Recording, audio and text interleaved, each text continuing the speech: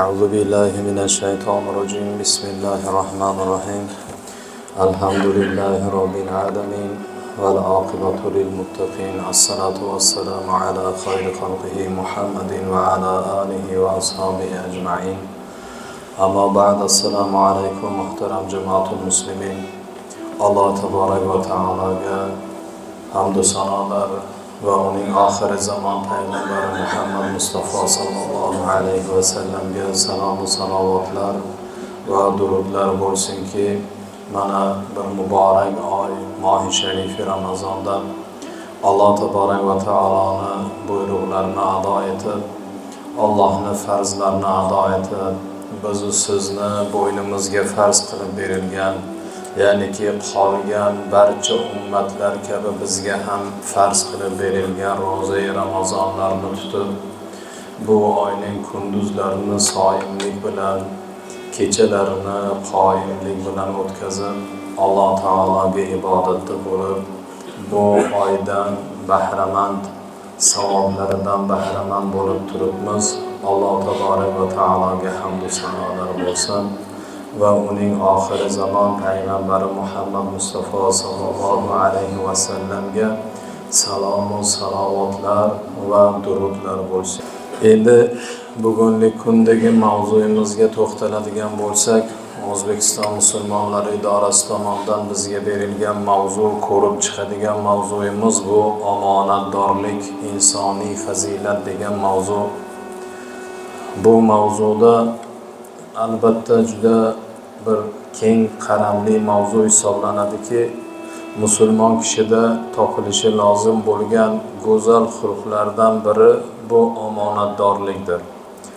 Omonatdorlik haqida so'z ketganda avvalo omonatning mohiyati nima degan savolga javob beradigan bo'lsak, allomalar omonatni saqlashingiz va egasiga topshirishingiz lozim bo'lgan zimmangizdagi har qanday haqdir degan. Bu nafaqat biron bir narsa, jism, hattoki bir so'z bo'lsa ham, hattoki bir boshqa shunga o'xshash amal bo'lsa ham omonat o'ziga topshirishingiz, egasiga topshirishingiz bo'lgan, kerak bo'lgan narsadir deydilar. Ushbu ta'rifdan ko'rinib turibdiki, dinimizda omonat so'zining ma'nosi keng qamrovli ekanligini, omonatdorlik deganda faqat birovning moddiy narsasini vaqtincha saqlab berish deb tushunmasligimiz lozim, kerak bo'lar ekan. Alloh taolo Qur'oni Karimning bir necha o'rinlarida mu'minlarning go'zal xislatlarini zikr qilib, shu jumladan omonatdorlikni ham maqtagan.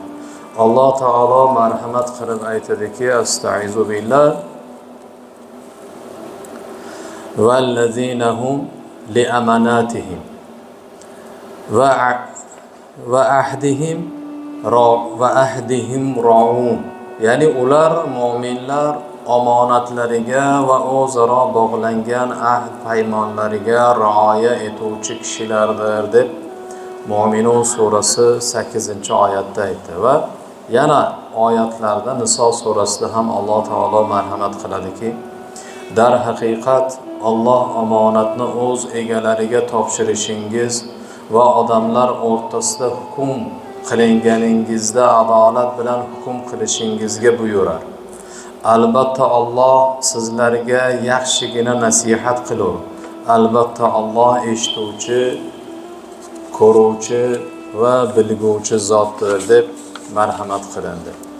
Omonatni yaxshi saqlab o'z egasiga salomat topshirish xususida janobi payg'ambarimiz yoshliklaridan boshlab barchaning e'tiborini qozongan zot, ul zoti sharif rostgo'yliklari, birovlarning haqqiga xiyonat qilmasliklari, va'dalariga vafodorliklari tufayli nima deb atalar edilar? Al-Amin, ya'ni omonatdor, ishonchli odam degan sifatni olganlar.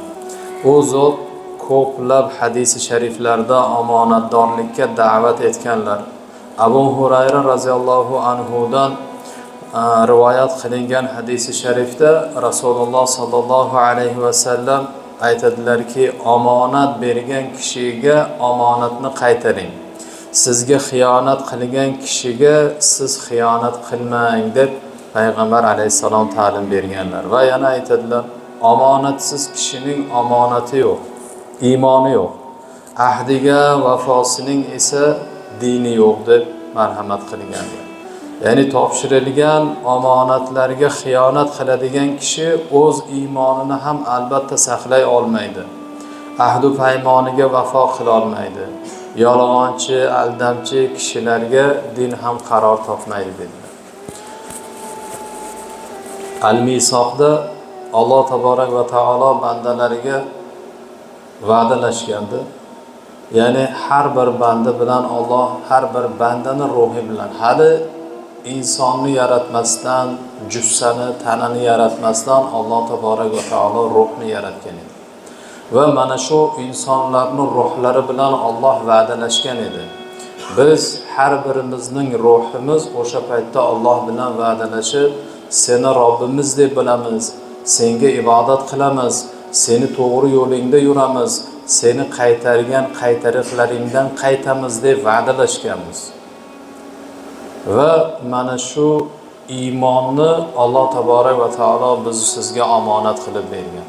Mana shu omonatni biz siz saqlamoqligimiz va mana shu omonatni jon berar vaqtida egasiga topshiradigan narsa ekanki, bu ham buni chiroyli holatda, ya'ni o'zganing omonati tarzida e'tiborli bo'lmoqligimiz darkor bo'lar ekan.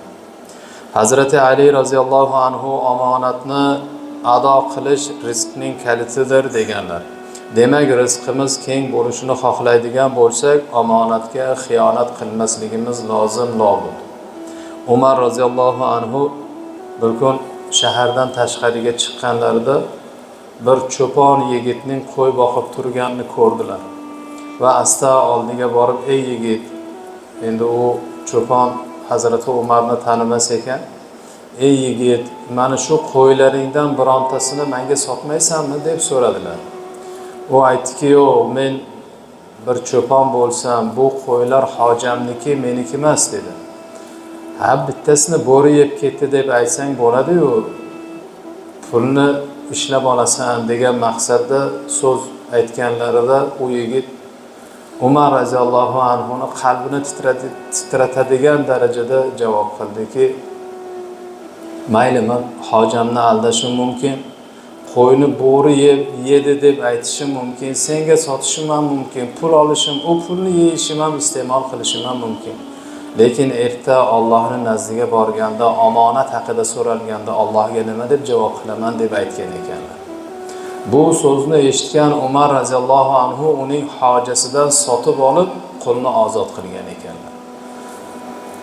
Omonatdorlikning ajrini Alloh taborak va taolo shu dunyoning o'zida yoqib berishligini mana shu voqeatdan biz siz ibratlanishligimiz mumkin. Albatta yuqorida omonatdorlik keng ma'noda tushunishligi haqida aytib o'tgan edik. Shundan kelib chiqib bugunlik kundagi eng dolzarb bo'lgan omonatlarni bir sanab o'tadigan bo'lsak, eng dolzarbini, eng birinchida yuqorida turadiganini to'xtatib turamizda, undan keyingisidan davom etamiz. Oxirida ana shu eng bizni sizga kerakli dolzarb bo'lgan omonat haqida to'xtalamiz. Biz sizga berilgan omonatning eng avvalosi bu dinimiz. Alloh taborak va taolo Qur'oni azim sha'nida, ya'ni Ahzob surasida marhamat qilib aytadiki, albatta biz bu omonatni osmonlarga, yerga va tog'larga taklif qildik. Bas ular uni ko'tarishdan bosh tortdilar va undan qo'rqdilar. Uni inson ko'tardi. Dar haqiqat u o'ta zolim va o'ta johildir. Muarrixlarimiz, roviylarimiz, mufassir olimlarimiz mana shu oyatni tafsir qilganda aytadilarki, Alloh taolo omonatni osmonlarga, yerga, tog'larga taklif qilganda birontalari olmagan ekan. Alloh taolo bir omonat bermoqchi ekanligini, mana shu omonatni qiyomat kunigacha kim saqlashligini so'radi. Tog'larga aytdi, omonatni ko'tarasanmi qiyomat kunigacha? Tog'lar uzrini aytishdi Allohga.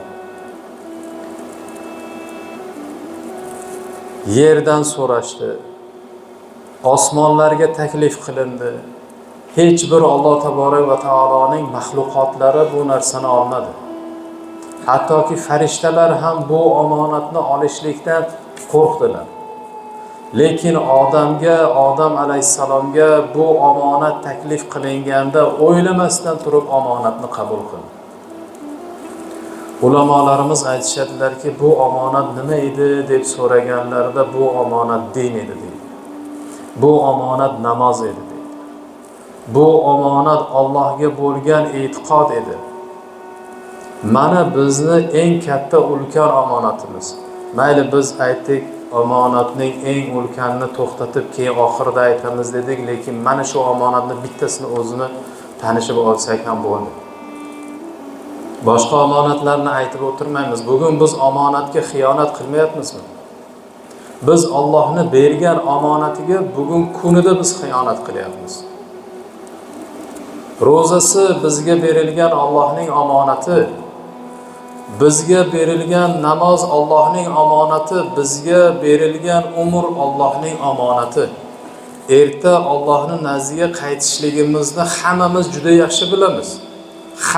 Hammamiz juda yaxshi bilamiz, chunki umr omonat, jon omonat. Jonki omonat ekan, Alloh taolo bizga namozni omonat qilib berdi.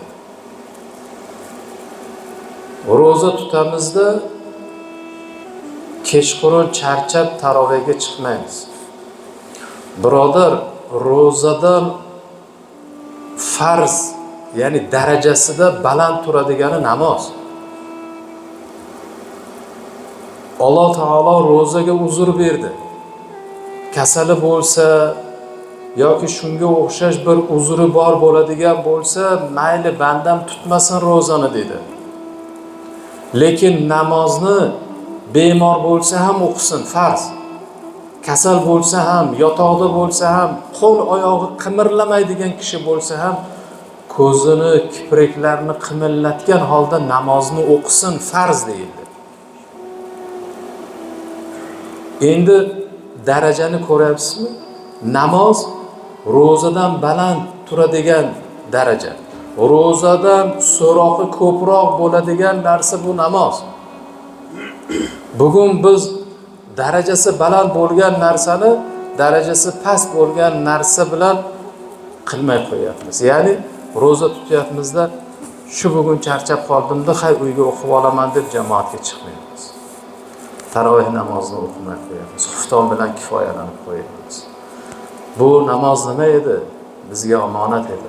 Odam alayhissalomdan boshlab insoniyat ustiga Alloh tomonidan berilgan omonat edi. Birodar, birovga omonat beradigan bo'lsangiz, omonatingizni so'raysiz. Mana bu senga omonat bir pachka, ha? Shundan aytay, bu hech kimning esidan chiqmaydi. Qolgan narsa esdan chiqishi mumkin. Bir pachkani omonat berib birovga berib qo'ydingiz-u, keyin ishingiz bitib qaytib keldingiz, o'sha omonatni olasizmi yo'qmi? Bir pachka demayman, $1000 birovga omonat beradigan bo'lsak, to o'shani qaytarib olmagunimizcha uyqumiz kelmaydi. Qalbimiz orom topmaydi. O'shani olsagina keyin tinchib qolamiz. Biz bandalar shunaqa. Alloh taolo ham bizga minglab omonatlarni bergan. Biz bitta omonatga shunchalik bo'lamiz-u, Alloh taolo bizga yuzlab, minglab omonatlarni berib qo'ygan. Tanamizning sog'ligi, iymonimiz, biz sizga berilgan din, biz sizga berilgan namozlar, qolgan barcha mol va dunyo bo'lsin, har biri Allohning biz sizga bergan omonati. O'zi asli biz o'zimiz omonatmiz. Biz Allohnikimiz. Janozalarga borganda har doim eslaydigan oyatimiz inna lillahi va inna ilayhi rojiun. Biz Allohnikimiz va Allohga qaytguvchimiz deymiz-u, lekin xuddi qaytmaydigandek yashaymiz. Biz Allohniki deymiz-u, lekin biz o'zimizga o'zimiz egadek yashaymiz. Endi to'g'ri taqvo bor, ibodat bor, lekin me'yor darajasida bo'lmoqligimiz, bu ibodatlarni kanda qilmasligimiz, ayniqsa Ramazon paytlarida bir oygina ro'za Ramazon shuncha gapiriladi. Ba'zi to'g'risi o'zimga ham rahim kelib ketadi. Shuncha gapiramizda shu masjiddan chiqmay holatda shu gaplarning teskarisini guvohi bo'lamiz. Ibodat to'g'risida shuncha gapiriladi. Ramazon oyi 10 kun emas, birodarlar, Ramazon ku 30 kun. 10 kun chiqamiz bo'ldi. 3 kun boshida, 3 kun o'rtasida, yana 3 kun oxirida. Bu qoida o'zi qayerdan kelib chiqqan? Ro'zani ham shunaqa qiladiganlarimiz bor. 12 oyni Alloh taborak va taolo bizga berdi-yu, bir oyini o'zi uchun so'radi. U bizni ro'zamizga ham, ibodatimizga ham Alloh aslida muhtoj emasligini oyatlarda marhamat qilgan. Payg'ambar alayhisalom bizga bu ta'limotni berganlar. Alloh bizni ibodatlarimizga muhtoj emas. Bu ibodatga aslan o'zimiz muhtojmiz. Erta qabrga kirganimizda to'nqillab peshonamiz qabrni devoriga urilganda ana shunda voh attang. Shu berilgan 70 yilni bir sajda qilib boshimni ko'tarmasdan o'tkazsam bo'lmasmidi der ekan inson.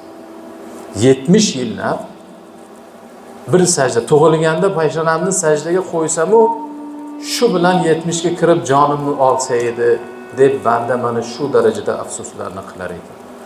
Alloh taolodan so'rar ekan, Parvardigor, menga yana qayta imkon bergin. Bir kun bo'lsa-da umr beradigan bo'lsang, men bir peshonamni sajdaga qo'yib senga ibodat qilayin deb. Afsuski bu nidolarni deydilar Payg'ambar alayhisalom, bu nidolarni insondan bo'lak har bir jonzotlar eshitadi-yu, magaram inson zoti eshitmaydi. Payg'ambarimiz sollallohu alayhi va sallam qabristondan o'tganlarda shu darajada ko'p nidolarni eshitar ekanlarki, buni faqatgina payg'ambarlar, malaklar, farishtalar, jinlar eshitar ekan-u, lekin qolgan insonlar eshitmas ekan. Buni Rasululloh aytadilarki, shuning uchun ham mana shunaqa nido qilib qolmaslikdan oldin har bir amalda ustuvor bo'lmoqlik, xayrli amallarda, ibodatlarni g'aniy bilmoqlik. Ayniqsa Ramazon oyini g'aniy bilmoqligimiz, bu bizni sizni ikki dunyo saodatiga eltadigan amallardir. Omonat to'g'risida bizga kelingan mana bu tezisda biron marta bunaqa qalin tezis kelgani yo'q. O'zi bir 4 varaq, 3 varaq qog'oz kelardi. Biz shunga to'g'rilab hadislardan, oyatlardan misol qilib keltirar edik.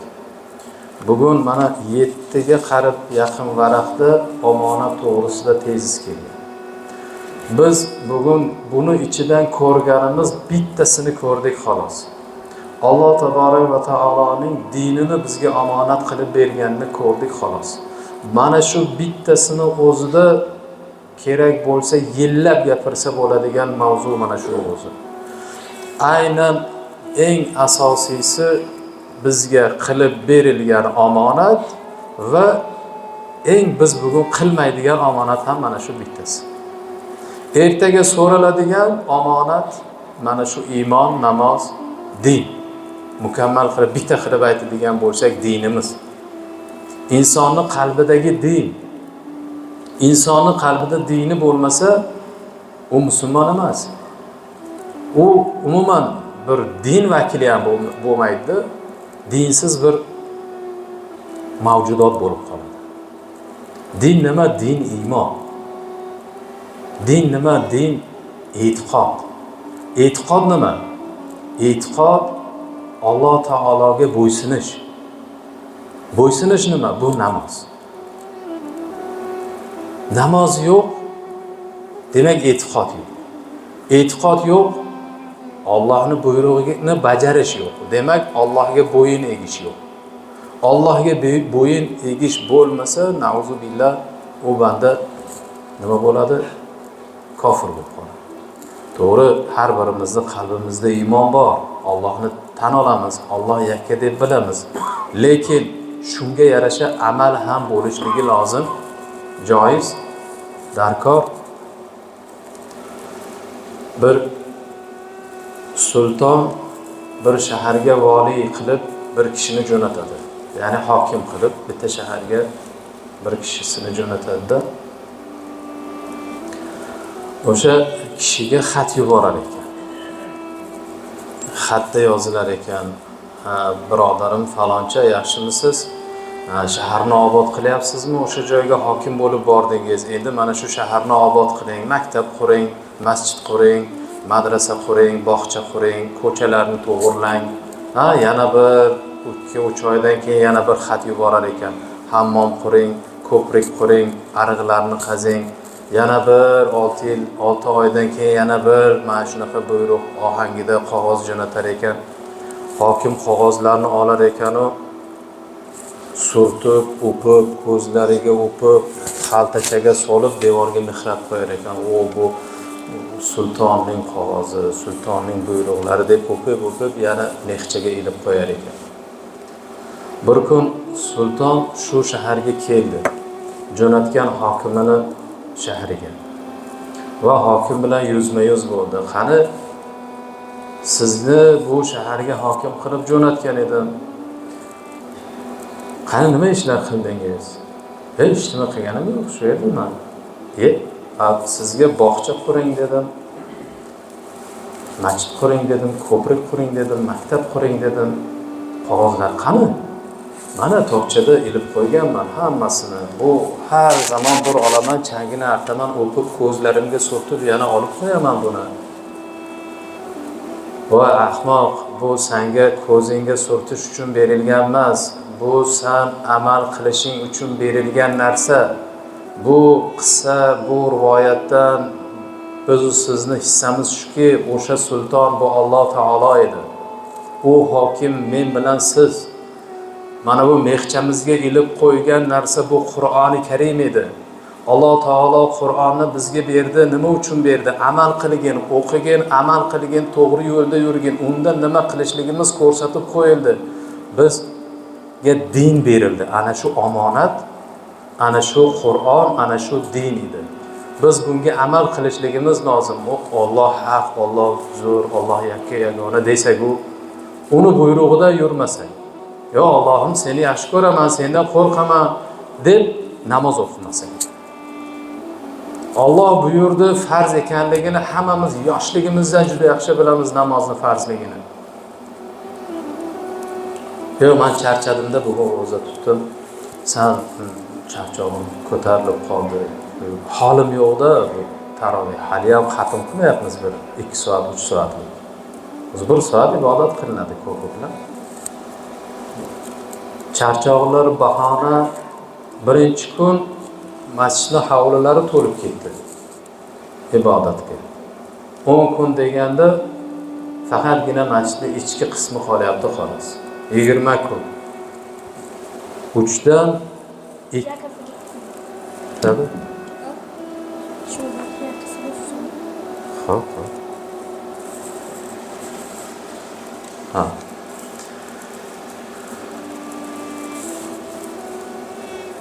Uchdan 2 qismi o'tib bo'ldi Ramazon. Yana bitta itqum minan niron. Yana bir 10 kunlik.